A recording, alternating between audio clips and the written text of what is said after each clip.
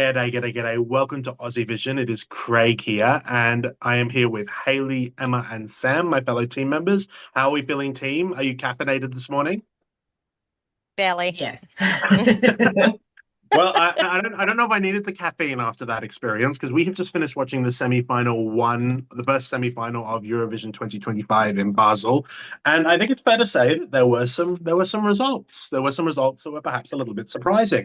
I think most people watching this have watched the semi-final as well. We don't need to, loop people up too much for this conversation. Uh, let's go straight to the sort of shock results. The odds had Belgium and Cyprus in, and Portugal and Iceland out. And instead, we got the reverse with Iceland and Portugal making it to the grand final, and Belgium and Cyprus unfortunately missing out, with Belgium making that two in a row now. So, Hayley, what did you think of those results? Were you surprised to see those in? What are you thinking about? Like, what do you think might have driven those sorts of results that we saw this morning? Look, I don't know, but Belgium not getting through after that performance, that amazing staging, it just popped and that red and it was just insane. I loved it so much. I think it was my favorite of the night, Mm. morning. And I am just shooketh that that did not get through. I couldn't fault his vocals, so I don't know why. Like, who are these people that didn't vote for Belgium? Come on. I'm just shocked. Iceland getting through, I'm stoked about. I thought that started the show off perfectly. It popped. It started with high energy. They're super likable. I totally enjoyed Iceland, so I'm really stoked they got through. Portugal, I'm shocked. I thought the staging was not really there, and the vocals were at times quite ropey. And San Marino also shocked. I don't have much to say because I'm so shocked. No, it's fair. It's fair. So if you had Belgium through, who would you have taken out to put Belgium through instead? Portugal. Yeah, fair. Okay. Mm. I think that's probably what was broadly expected beforehand. Sam, do you agree? How do you feel about these results? Do you think that they lined up with what you saw on screen? No, they did not line up with what I saw on screen. I'm also very, gutted for Belgium, especially because it's his birthday. I think that's a very, I forgot that. it's a very That's so grim. cruel thing to do. The thing I would like to add is, I think if you think about it in terms of points, so I talked about this on the podcast of Dale. Portugal had Spain in this semi-final, a neighbor. Mhm, Switzerland, a lot of Portuguese migrant workers there that probably voted for them. Italy mhm. selected the same song. So you only need about 40 to 45 points to sort of qualify to the grand final. So already Portugal racks up quite a bit. Iceland as well can rely on that Nordic vote from Norway and Sweden, which probably helped them. So if you think about it like that, I think Portugal and maybe even Iceland had a stronger sort of diaspora vote to carry them through. Same with Ukraine as well. Um, but yeah, I was very shocked at Belgium, especially because in the odds it was surging into the top five to win throughout the night. So I was very, very shocked by those results. Yeah. I think with Portugal, you're dead on. Like I've said for a few years that I think we need to understand Portugal as a diaspora country now in the same way we Yeah. understand countries like Serbia or Ukraine. Um, I think we just saw that again tonight. Napa was really popular with Portugal, and I think we can also can't understate the degree to which like the song it's a diaspora song. It's a song about moving from somewhere else and feeling, dislocated from where you were originally. If you're a Portuguese person living abroad in Switzerland, in France, in Italy, in any one of those countries that has a lot of Portuguese migrants, this is going to speak to you, and you're going to be motivated to vote. So, in retrospect, I can see the logic, and I think in my head perhaps was aware of that beforehand, but my heart was, and I am a Portugal guy, but I really thought that they were going to miss out this year, so it was a bit of a surprise. Emma, go to you. What are your thoughts on this results? Do you have anything to add on what Sam and Hayley have already said?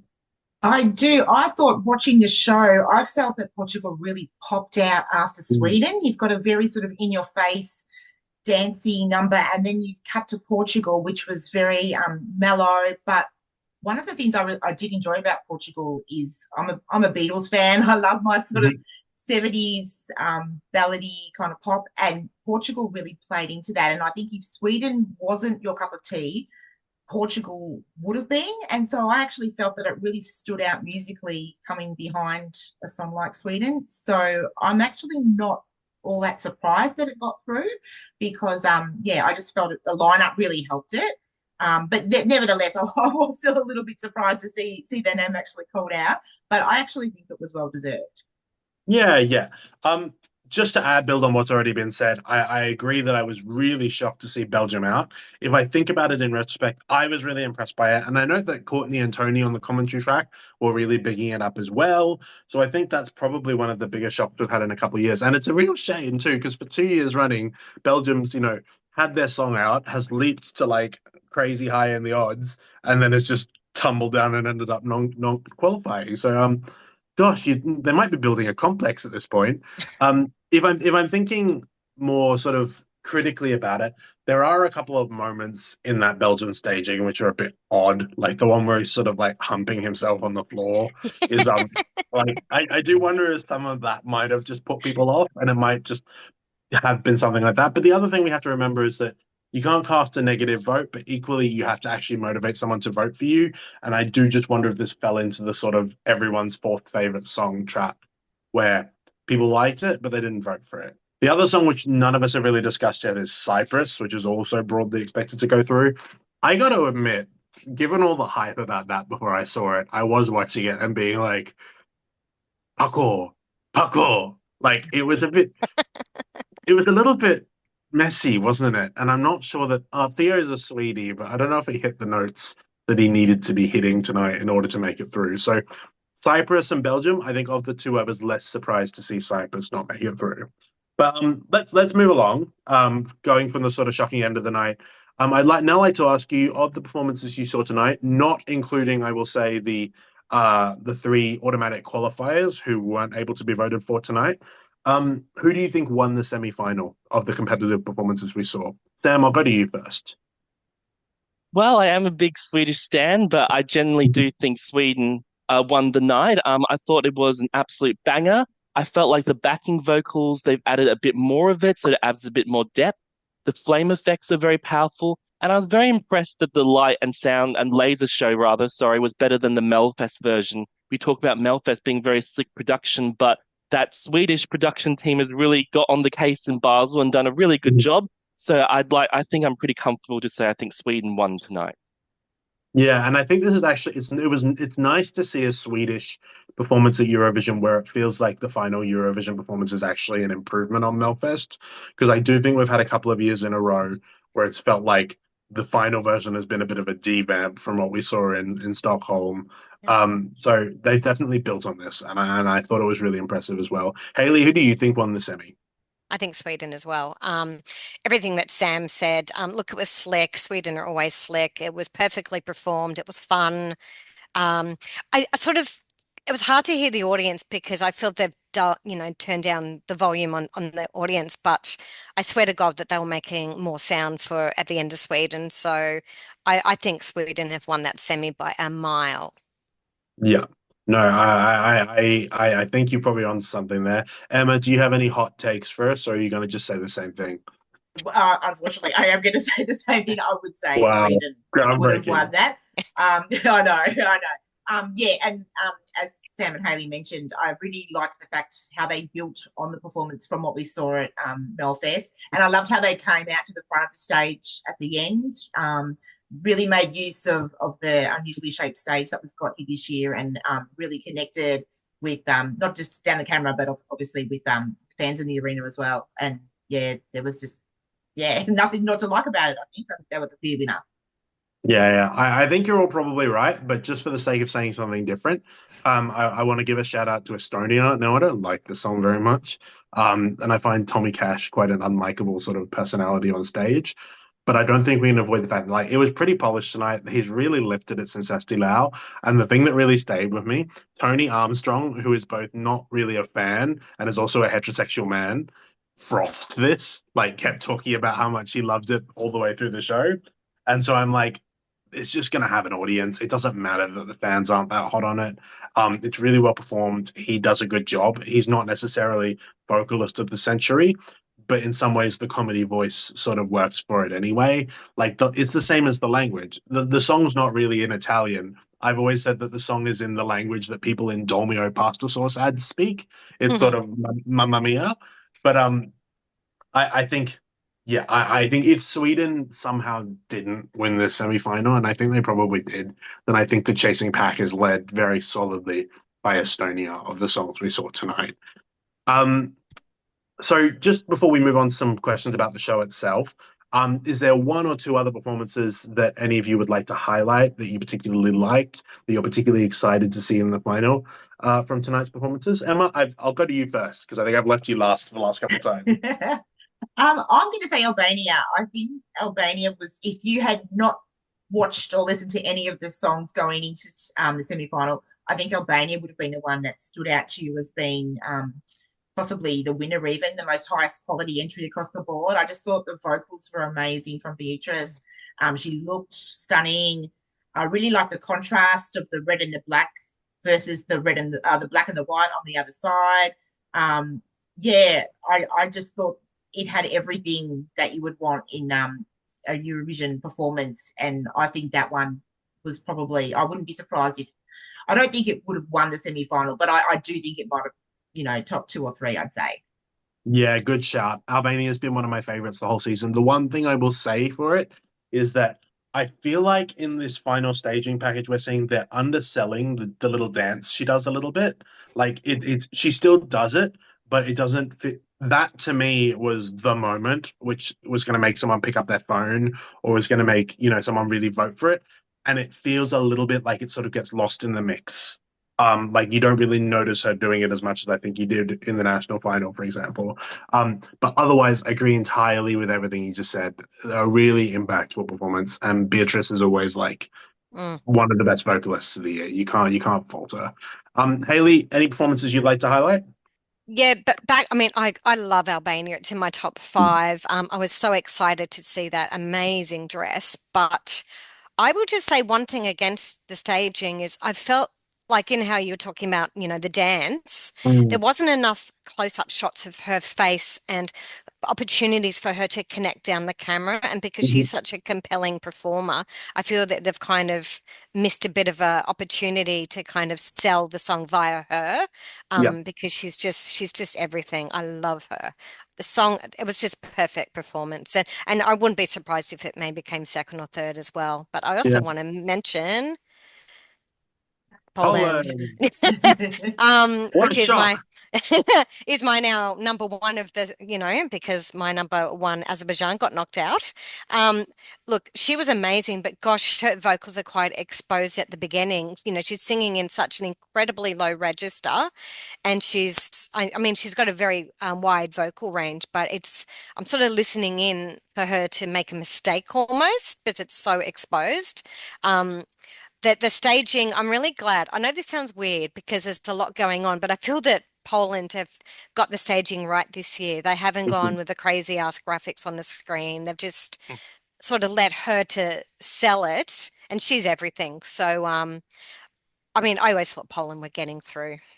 Yeah, Yeah, I mean, they may not have crazy ass graphics on the screen, but they've got yeah, enough crazy ass stuff happening off the screen that they that's probably right in don't the need it. background. Yeah, Poland's a bit unhinged, but I very much enjoy it. I agree. Sam, what about you? Any songs you want to highlight? Yeah, so my top 4 was Sweden, Poland, Belgium, and Norway. So since we've talked about the other 3, I quickly give a quick shout out to Norway as well. I kind of like the whole medieval soldier vibe and all the flames kind of reminded me a bit of a male fuego. So I thought it was a really impactful performance. So that's why I think perhaps having Norway and Belgium together in the running order, maybe that's Mhm. why Belgium perhaps also didn't do so well. I was very surprised when the running order came out, 2 up-tempo songs next back to back. Very curious decision by the producers that I think has harmed Belgium. I think from Norway, the only constructive criticism is his vocals at the top were kind of breaking a little bit. So that was a little bit uncomfortable to listen to. But I think a very strong result by Norway and all the other Nordic countries in this semi-final as well. Yeah, couldn't agree more. Also, while I remember it, Haley mentioned Azerbaijan. Sorry, Haley, that was Oh, ghastly. look, it was on the cards. That was Can I that was just that was say that staging was the terrible. backing dancers were so funny. Like they were sort of like They've got this enormous stage and they put them, there was 5 of them on this little disc that looked like Mm. no bigger than my apartment. It was just, Look, anyway. we don't want to be too negative. The No. song I'd like to highlight isn't actually one of the competitive ones. I thought Switzerland was the highlight of the night for me. The Oh, camera work on this performance is insane. Like people talk about, everyone wants to say, "Oh, I'm doing something that's never been done on stage at Eurovision before." She genuinely is. Like the degree of the amount of work that has to go into making this look so simple of her just sitting there is like mind-boggling. Like we've seen photos of what this actually looks like on stage, and it's effectively her just surrounded by camera people. But my God, it pays off. Like this is stunning. I was worried she might be a bit awkward live, but No. she's very comfortable. She's very peaceful, and she looks great. I love the song. I always have, but my God, I am going to say I think this could win if Sweden doesn't end up doing it. If we're going to get a sort of ballady jury winner, I'd give the shout to this over Austria or France. I think it Yep. really has come through. yeah. But just to keep things moving, one question I wanted to ask you is that if we go back to those sort of shock results, I did note that Portugal got through, as mentioned by Sam and myself, big diaspora country, lots of people living abroad who might have voted for their home country. Ukraine also got through. Ukraine always gets through, of course, but another big diaspora country. Of course, they had the biggest diaspora in Europe at the moment due to the war in Ukraine. Um, do we think that going to televote only finals has shifted the balance in terms of, you know, motivated voting, which can sort of get countries through that otherwise might not have? And do we think that they should think about bringing the juries back in future? Interested to hear your thoughts. So let's go to you, Hayley, first. Yeah, I kind of do think they need to bring the juries back. It usually when we've got these songs that are so televote, so loved, we're like, right, well, they need to get for them to win, they need to get a little bit of jury score just to level it out. But then you've got possible songs that would have done really well in the jury, languishing back in the semi-final that don't have a chance to ever move forward and go up towards the top. I mean, I think, Malta is one of those countries that desperately needs jury as well. So, That's not a we, Australia. yeah. Mm. And oh, yeah, that's right. And Australia. So, I mean, it's not so long ago that they changed the rules. So surely they would not be changing them back again so fast. I just Mm. don't see it happening. Emma, what do you reckon? I think it'll come. It'll probably not be for a few years because, Yeah. as Hayley mentioned, it's only just happened a couple of years ago. But Mm. yeah, I do think it'll come because you know, yeah, obviously the diaspora factor is huge for countries like Ukraine at the moment, and yeah, I don't know. I don't like seeing. I mean, as much as I love all of these you know, televote friendly songs, it is sad when you see someone come out, with stunning vocal, um, maybe more serious subject matter who just languishes in the semifinals because they don't have the juries there appreciating, what's going on, the composition of the song, the quality of the vocals, all the things that, televoters might not necessarily be taking into consideration, particularly those that are just the once a year kind of watchers. Yeah. So I think it would come. I think but it might be a few years off. But I actually think it would make for a bit of a higher quality level of songs because already we've seen in the last couple of years Mhm. the tone of the songs in general has changed quite a lot. I think there's been a lot more sort of not borderline novelty, I would say, than what Yeah. I think we would see if the juries were still in place. So, it is the Eurovision Song Contest. So I do think that they should come back. But I think it's probably not going to happen for a few years. Yeah. Stan?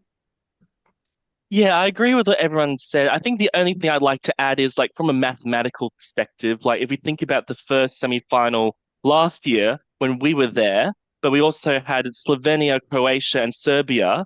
And if Mhm. you look at the breakdown of the votes, they all gave each other a minimum 22 points. So countries like us without a diaspora are starting from, in this case, 22 points behind. And that really cost us in the final qualification because Slovenia came ninth, Serbia came 10th, we came 11th. I also think as well that as we've seen in the past 2 years, because most of the jury-friendly songs get left behind in the semi-final, the jury winner wins the grand final because there's just a lack of other jury-friendly songs, Mm. and it sort of takes away from the power of the people in the final. So I think, yeah, especially given these results, especially with Belgium, I think he had a great vocal compared to some other people that got through, Ukraine. I think they need to come back. Yeah. Yeah. And I want to say, like, I'm not asking this question to denigrate the performances from like countries like Portugal and Ukraine, both of whom did a great job today. I actually really enjoyed the Ukrainian performance. I wasn't sure based on the rehearsal footage, but there's some lovely shots in there, and I do find the band very likable. So, but yeah, I do wonder if there will hit a critical mass where they will think about the juries, and I perhaps think maybe not this semi-final as much, but I think there's some countries in semi-final too where if you see all of them get through en masse, I'd be raising questions about whether we need to look into sort of we don't love the juries, but are they a necessary evil sort of thing. So yeah, let's check back in on that one after semi-final two. Just 2 points to finish us off.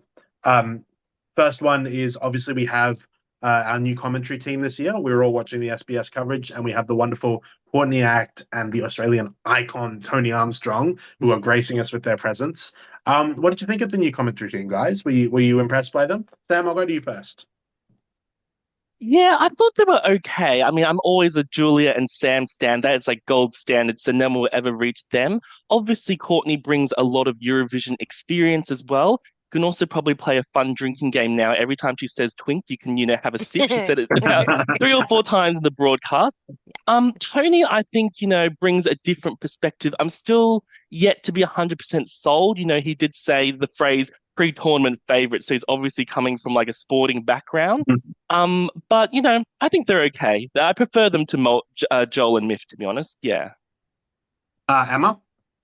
Yeah, I thought they did a good job for the first, their first go at it. I enjoyed their commentary. Courtney had some really insightful observations to make, and I actually felt with Tony at the start, particularly when the opening item was on. I felt like I was watching the Olympics opening ceremony, just with the way that Tony was delivering. Obviously, some of the information that was in the media handbook that they would have been given. But yeah, I actually thought they did a good job, and yeah, I'm looking forward to seeing how they progress through the next two shows. Hayley? Well, it's interesting because I've been over there the last 3 years, so I haven't watched Joel and Miff.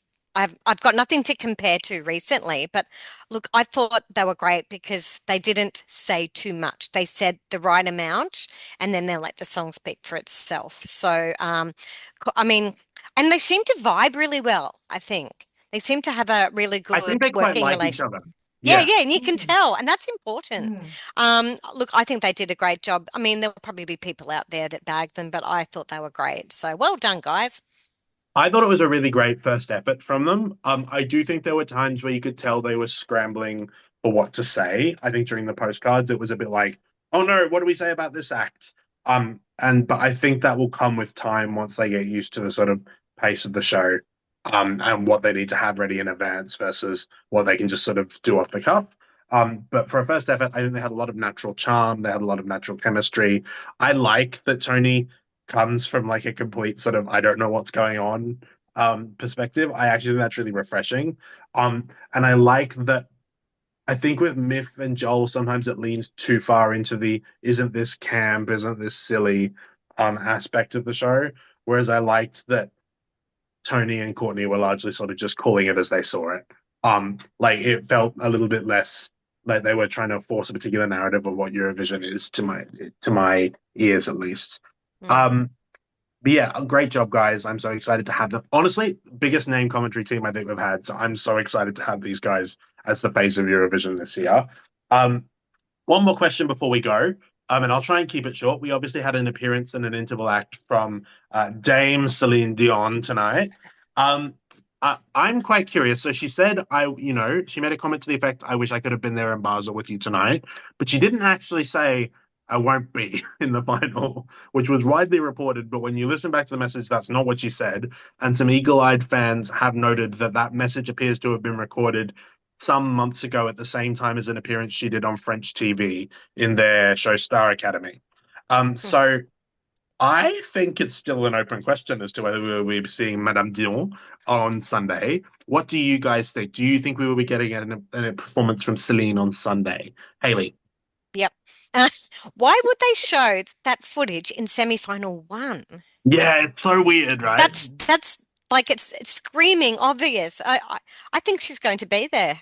I mean, Obviously, did, yeah, did I read obviously. somewhere that they're doing rehearsals, or is that just someone guessing that they're doing rehearsals? I haven't seen that, but I have. Yeah, Yeah. I've seen all the speculation. Obviously, Celine Dion has very serious health issues, which Yes. have been very well publicized, and perhaps perhaps it's still up in the air to some degree. Like they want her, she wants to be there, they want her to be there, but we just don't know yet. Yep. So perhaps this is sort of filling the gap in case she can't make an appearance. But I think the will is there. Sam, what do you reckon? I'm going to go 50-50. I'm not sure. Yeah, fair. Emma? I'm going to say yes. I did hear an interview with the contest producers a couple of weeks ago on one of the podcasts, and they mentioned that they were literally leaving the door open right until the very last minute for a Mhm. possible appearance by Celine. So I think there might be something in the works. We'll have to wait and see, but I'm hopeful. Well, I will fall off my chair if Celine Dion shows up on Sunday. So I can't imagine anything better. But let's wrap it up there, guys. We've been talking for a while. Really great to be back with you, and really great to have Eurovision back for another year. What a wonderful third way to kick off the semi-finals for this year, even if we did have some shocking results. And can't wait to be back and do it all again on Friday morning. Yay. Catch you later, guys. Yeah. Thanks so much for Sounds joining us. good. Bye. Thanks. Bye. Bye.